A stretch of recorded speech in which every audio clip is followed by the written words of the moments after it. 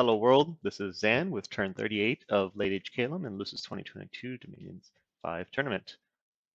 Okay. We're now recording this, I guess, in the future.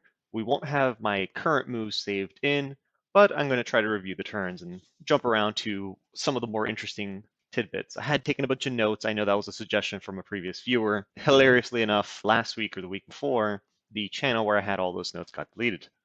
So we are going to do our best to continue here. I do have a good idea of most of the Discord drama that happened during these turns. I might not have the exact turn when things happen, but it's not something that you forget easily. So now, this turn, we have our first attacks into Utgard. If you remember from last turn, we have this throughway coalition to take them down a notch, as they are the scariest nation on the map. We're going to start now with the battle at Pantocrator's Bounty. I think this is the first fight. I'm just dropping, some raiding force onto one of his forts to see what he's got. I'm hoping that this is what I fight. Unfortunately, this is what I fight. A Seikona, Astral 1, Nature 1, which are pretty good buffing paths, and a fully geared Jotun Werewolf. The Scrotty shapeshift into these, and it's a preferred fighting form because it comes with the natural regeneration on their stats. So it's got a very overloaded kit. This will kill things. It's very expensive, but it will do work. The combination of the Firebrand and the Vine Shield with any piece of armor is usually enough. Like a heavy thug kit meant to kill PDs or province defense or small armies, I would say Firebrand, Vine Shield. I mean, usually Frostbrand is better because it's cheaper. Firebrand, you pay an extra 5 gems to have an armor-piercing primary attack, which can be useful depending on who you're fighting or if the other player is presenting their own thugs. But generally, for most cases, the Frostbrand works. I think he opted for the Firebrand just because most Kalians are frost resistant. Regardless, having those two together with a body armor is enough for most Scrotty actions to succeed. Adding in the Boots of the Messenger just makes it more prepared to deal with larger armies, I guess, where fatigue is going to be a bigger deal. The Ring of the Warrior and the Bracers of Protection, I mean, it has low protection already, so maybe this does help a little bit, but I don't think the Ring of the Warrior is necessary unless he knows I'm using thugs, which, I mean, to be fair, he has seen my super combatant, but this thing would not kill it. I don't think it would kill it. And maybe that's what he was going for. So we'll give him the benefit of the doubt there. Regardless, it gets hit by Body Ethereal and Luck. Body Ethereal working perfectly because I'm deploying Raptorians that do not have magic weapons. So once they land, they literally have no shot at ever killing this guy. Most of them get vined, then blown up by the fire. If I'm lucky, I can maybe kill the Sikona, who did not cast protection or anything. Because, this guy already has 9 base protection. So, unfortunately, these guys are just going to get blown up. I just want to hope that I take down Sikona. Oh, we got a good hit in. And okay, there she goes. So, yeah, I get walloped, but that's okay. This is more of an expensive probing force to just go see what provinces I can take in the opening moves of the war. And most of that is or most of these are that. Interestingly enough, I do jump on Utgard itself. Again, it's just a probing force of, some elite units and Spirehorn with some mages. I wanted to give it a little bit more oomph. What I didn't expect was this. That's a lot of Garms to be patrolling. And honestly, they're not even blessed. Like, this is their only priest on the field. I think that's or maybe this guy as well. Okay, so maybe he did have an actual commander, like a priest commander leading them, but they didn't actually get blessed. So this would have been a moment, if I had dropped a really large force on his capital this turn, I might have been able to kill a lot of Garmherdings, and that would have changed dramatically how this war would have gone. Garmherdings are terrifying. He has a pretty spooky bless on them. Fortunately, this set of Garmherdings didn't get blessed. Just watch that guy over there get shocking grasped. Since they're not blessed, they're all weak or vulnerable. So definitely, if I had dropped a major army here, it might have worked in my favor, especially if I would have brought a lot of bear mages. Unfortunately, that wasn't the case. I just wanted to bring a bigger force than a normal raiding squad, but not a big enough force that's going to deal with 52 Garmherdings. The other interesting battle. The rest of these are just kind of like little piddly raids. take some provinces. Nothing particularly important. But the other major battle that happened this turn is the battle in the Saran Forest. If you recall, last turn I had, the woods rise up and do their shenanigans, kill my entire population. So I send a sizable contingent of Kalians to deal with, this, which we would usually consider just trash, these mannequins. But I always forget that Mandragora are actually kind of scary, especially because they're pierce resistant. Like, these guys are pierce resistant too, but they mostly suck. But these guys will kill you. So that's a mistake. I should have just sent like fire elementals into this, not air elementals. Because what's going to happen, this guy is kind of cool. The ancient Mandragora that's part of the event, he has like his little innate vine shield. He has regeneration. He only has the sleepy vine attack, which I feel like is an oversight because these guys at least have claws. But he's pretty cool, and he makes more other stuff. I could see like a cool play of if you charm this guy or something. That'd be kind of neat. But what's going to end up happening, all the guys that face the Mandragoras are just going to get wrecked. Yeah, you see this guy's at like 200 fatigue. They're just going to get absolutely trashed. Even the air elemental is going to get wrecked. So yeah, Mandragora are no joke. And I think I lost a lot more units here than I was really hoping to lose, which is very unfortunate. But if these guys can get out of their Vine Shield and maybe kill this guy. Oh, wait. No, they don't have to kill this guy. He is HP redded. Okay, so if my units can just get out of his way politely, if he could leave the field, I'll succeed at... Oh, this is why I don't like Misfortune. So I've lost the entire population of this province, about 10,000 pop. And now I've lost this entire army on the onset of war. I think this happened the same last time I opened up against the, oh geez, Orb Lightning, no. When I opened up against Tianqi, I also lost a major army. Is that 10 regeneration? Jeez, dude. I also lost a major army just to random indies right as a war started. So, never take Misfortune. It's the worst. Lost 55 units to this. And then I also lost the province, or the worth of the province last turn when it popped. Where is Saran Forest? Go to province. This was an 11,000 population province with all these beautiful sites. Now it's like 500. Oh, it's pretty bad. So here's how the Utgard map now looks. I've managed to take, all of these provinces between their fort and, or their capital and Gofalas, and I've isolated a little bit at their throne at the Stone Heavens and in Jifa. Unfortunately, I failed in Panic Rated Bounty. That's where that thug Scotty was, and I failed at Gofalas. I think there was just some army there, but not. Yeah, there was an army there, but nothing too crazy. Enough to defeat my probing force, but not enough to really deter me from doing anything else.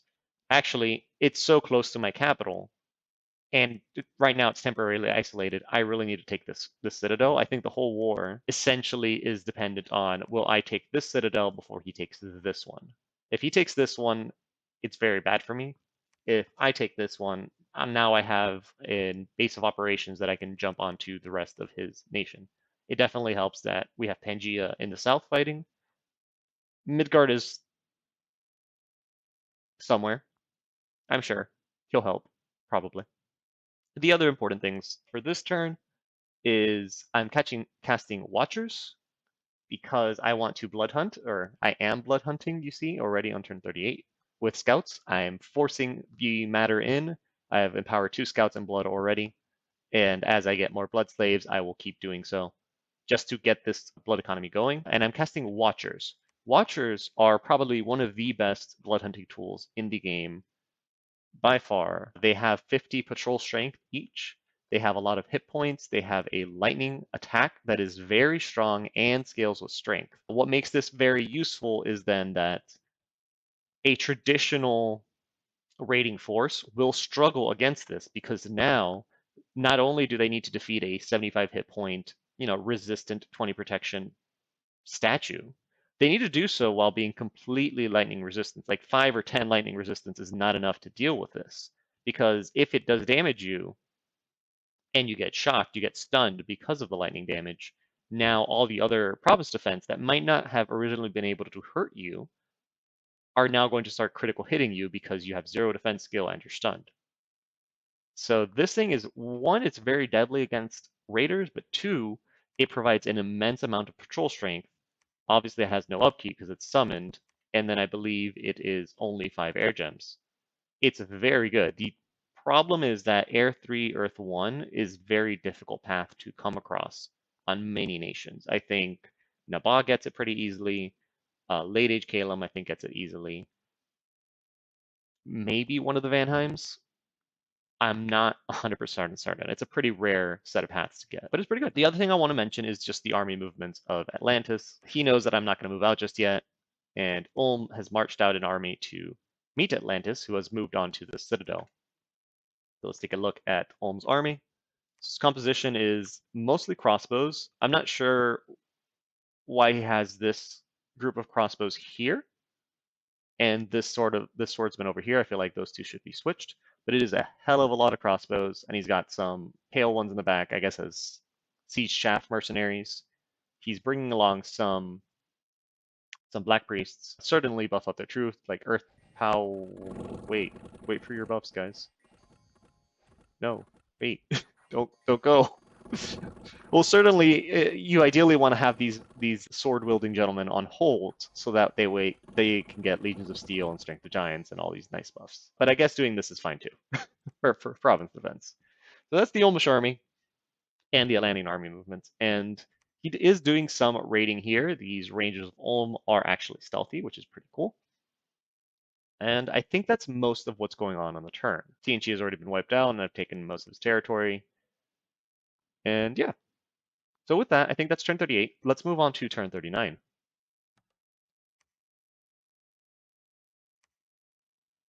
So turn 39, we don't have anything super exciting in terms of our rituals. I mean, we're still site searching. This turn we found stuff. I think last turn we didn't find anything, so it's not really important. We're casting Corpseman because I do need just bodies on the field to make this force look scarier than it actually is, because I really can't move on to Atlantis while fighting in Utgard.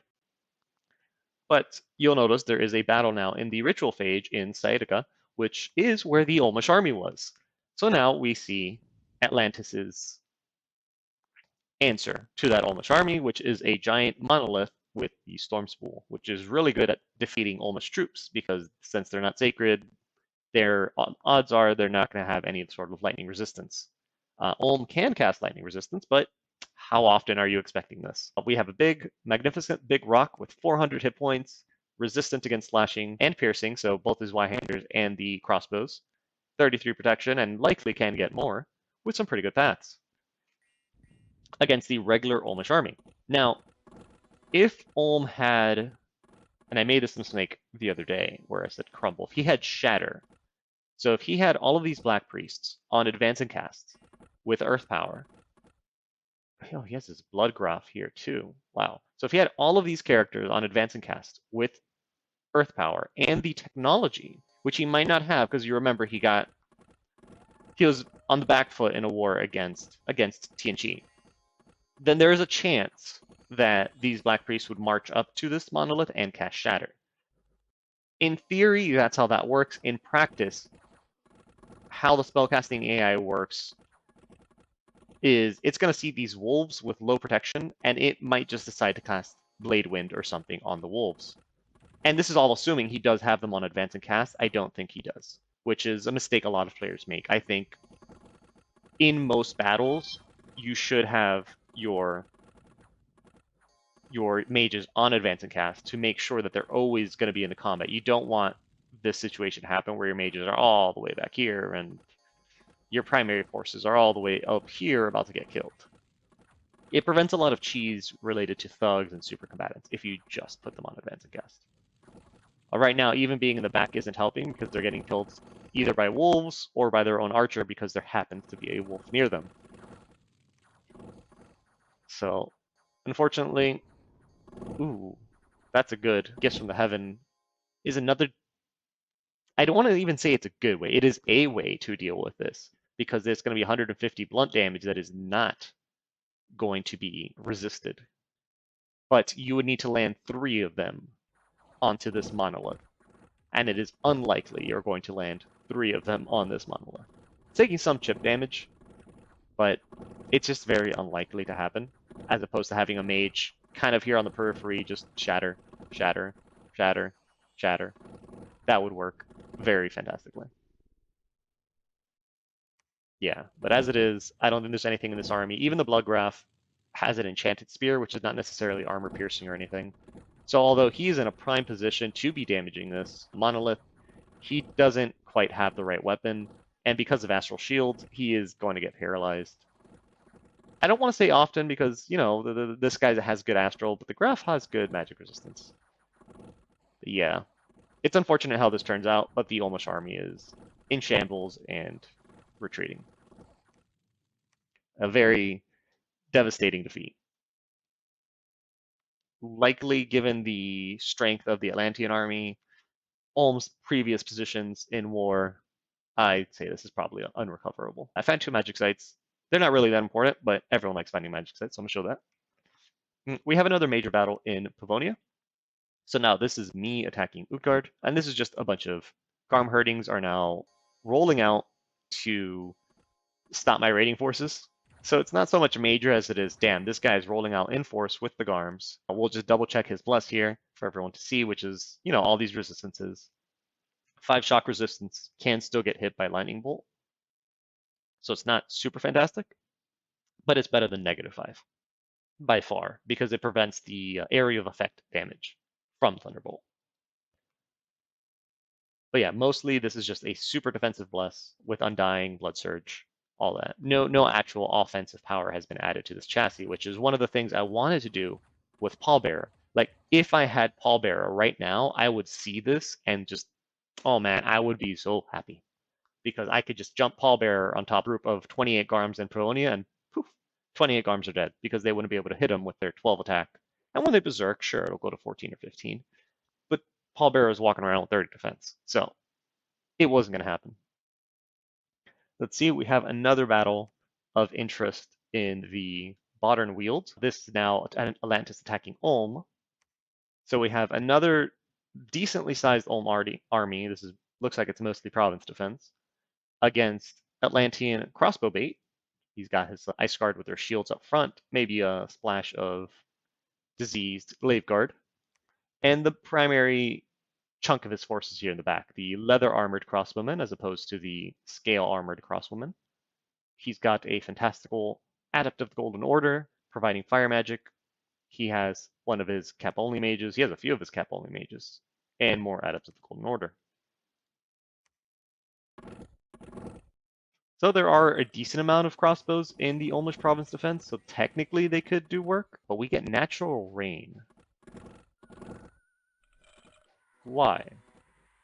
Why do we want natural rain? You're the one with fire magic. Okay, I'm not sure why he wants natural rain when he's the one fielding fire magic, but hey, to each his own. Wailing Winds does get cast as well, and that pretty much seals the fate for this Olmish army. They had a chance maybe with these crossbowmen to maybe whittle away some of these Atlanteans, but no. Odds are they're just going to get rolled over. It's not enough mass. This is a lot of Atlanteans. These are the sacred, these little like bone guys. They didn't even get blessed because there's not really too much of a point to it. And then, oh, he cast some Will-O-Wisp, which I love these guys. They're not very good against ranged units, but they're very good against melee units because of their 20 defense and etherealness. Their damage, I mean, 10 armor piercing fire, it's practically guaranteed to hit. It's not in an AoE like a fire elemental. It's pretty good. Just, you know, but these are mostly distractions. But they're very, very, very good distractions as long as they're not getting shot at by dozens of things. One arrow will likely kill them. So the rest of the Olmish army, maybe this is, yeah, this is not the best turn for Ulm. Atlantis kind of moves on with minor losses, probably some wounded, but nothing too crazy, unfortunately. We have another major battle now in the Stone Heavens. We're going back to Calum-Utgard conflict, where we have that Scrotty from before is trying now to fight a larger force of mine with a little bit more mage support. And we instantly try to drop some Thunder Strikes near him, turn 1, just to try to... It's a tactic I like doing with Thunder Strikes and Pillars of Fire, those far-reaching evocations. If you try to do them turn 1, there is a chance that you hit your target or you hit near your target and you mess up scripting. You kill some communion slaves, you kill the safe Kona that would have been buffing the thug. You do something. And it's very cheap to do, and it usually hits because they don't have a projectile. It usually hits before any buff scripts happen. So it's something I like to do, especially on like Air 2 or Fire 1 mage. It does cost the gem to do it, but you know I think it's worth it. I expected a larger fight, so I do have the full package. I have Wailing Winds, I have Iron Warriors cast. There's a window with flying units where they are flying into the air, but their unit itself is still technically where they once were. So there is a one turn, it's a turn, it's half a turn window where you can buff a unit as it flies away. It's kind of weird. Regardless, we come back here. He's now in his werewolf form. He's fighting my dudes. This is a fairly bad situation, but one of the things with the Jotun werewolves is they depend on their defense and their regeneration, or I better said, their protection and regeneration to survive most encounters. They tend to have low defense, relying solely on the vine shields. What can happen here is these air elementals will trample it, and once it starts getting trampled, that is armor piercing damage.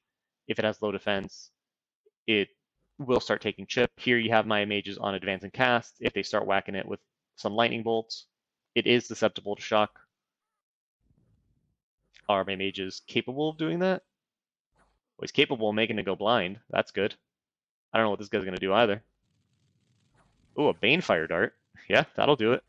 I need these guys to move and not do Orb Lightning. Do not do Orb Lightning. Do Lightning Strike. Oh, geez. But regardless, having my mages now on advanced and cast, they're not back here unless you're this guy, which is fine. And they can start trying to help. You see, there you go. Something hit him for 31. Lightning bolt to the body for 31. If my mages were not on advanced cast, this might not happen, and bam. A good example of why you have your mages on advanced cast versus just cast spells.